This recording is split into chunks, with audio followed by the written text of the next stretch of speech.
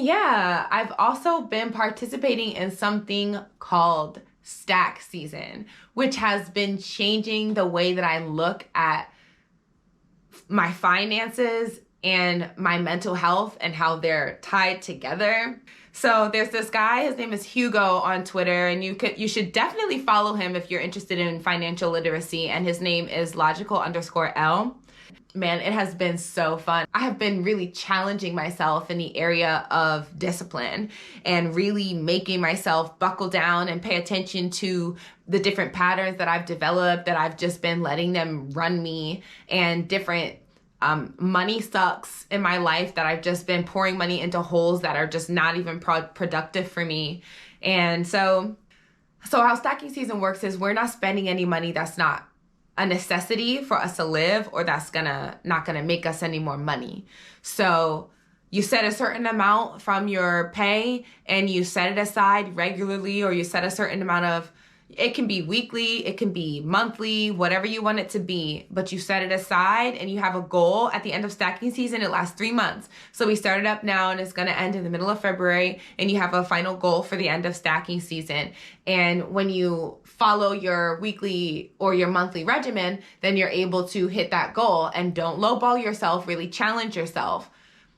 Save most of your money and try to live off just a small portion of it. And there are some basic things that pretty much everybody in the community gives up during this time. Most people give up smoking weed just because it gives you a real glimpse into your dependency level and how you've been using it to cope with things that you really do have the power to figure out with your own sober intelligence. And 2, how much money we be spending on this shit.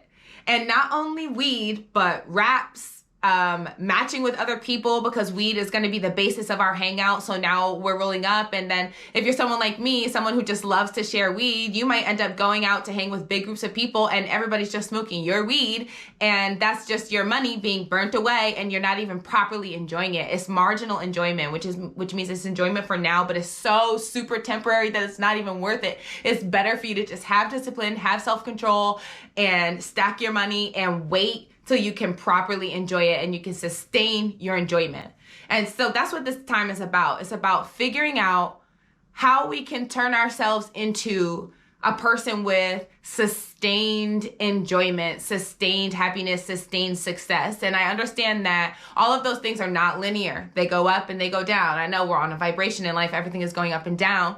But the point is, we can figure out how to sustain our high points for longer, and we're imperfect. So we fall from our high point. It's a rocky time in our life. We're feeling low. But when we get tired of feeling low and we realize that there's some shit that we have to do about it, we know how to use all that information from falling down to help build ourselves back up. Because what we've done is we've shifted our whole perspective on what it means to fail, on what it means to succeed, and what it means to save, and what it means to spend, and all that. This is all stuff that is inside of the growth that we're experiencing in stacking season. Like I said, we're only spending on necessities, so do your best to really save a lot of your money.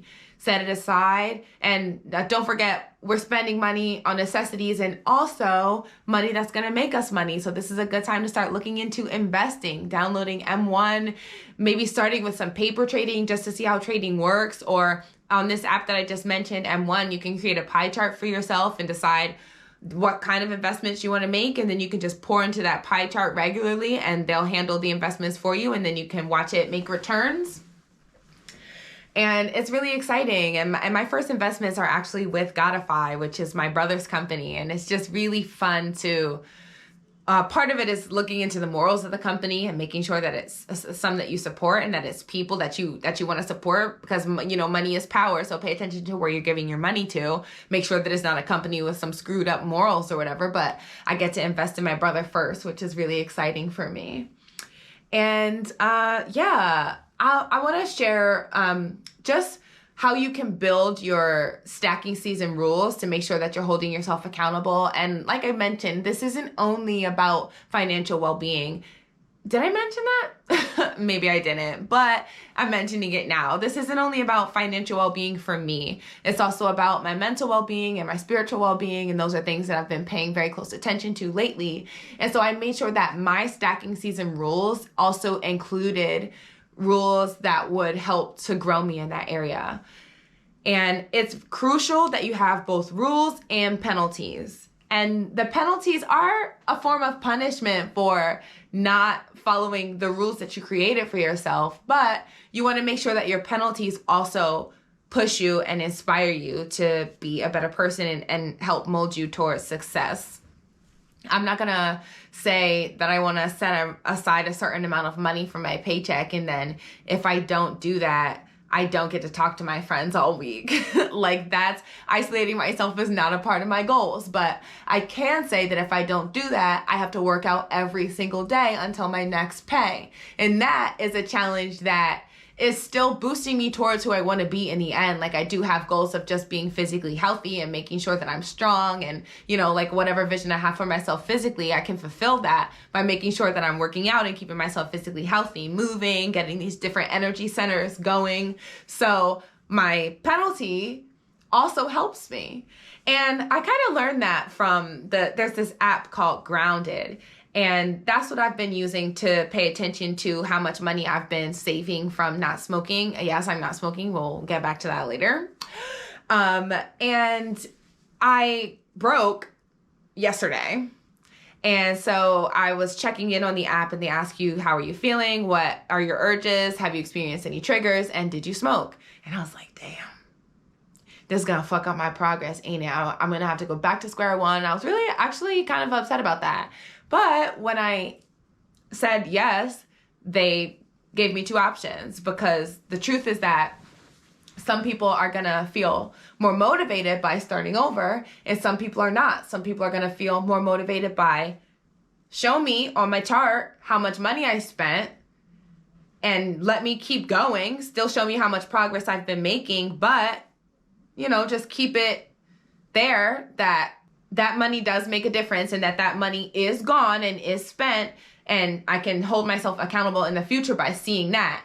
And so that's what I chose. I'm not really trying to start over to day zero. Like, I know what my trigger was, and I understood it, and I realized that I'm going to do my best to overcome it next time, and we're keeping it pushing. So we're days in, and we're ounces avoided.